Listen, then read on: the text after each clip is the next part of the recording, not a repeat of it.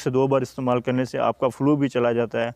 आपका फ्लू की अगर बात करूँ तो मेरे ख़्याल से जो पिछले साल इन दिनों में होता रहा है, मैं उसकी उम्दा मिसाल हूँ। हॉस्टल लाइफ में था पिछले साल, तो मेरे ये मुझे क्या थी, पोलन एलर्जी थी।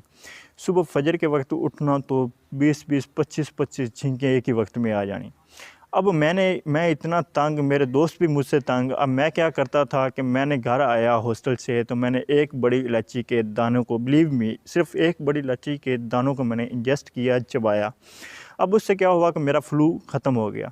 पहले मुझे फ्लू होता था पिछले साल सर्दियों में, तो मुझे 1-1 महीने तक चलता, आँखों से पानी, नाक से पानी, बुरी हालत हो जाती छींकों से। मैं बाहर जाता मास्क के बगैर, पोल्ट्री वाली किसी एरिया में या ऐसी जगह पे जहाँ पे परिंदे होते हैं, परिंदों के फीसेस या फुजला जात होते हैं, तो छींकों से बुरा हाल हो जाता। लेकिन मैंने सिर्फ़ एक बड़ी इलायची खाई जिससे मेरा फ्लू चला गया। अब क्या हुआ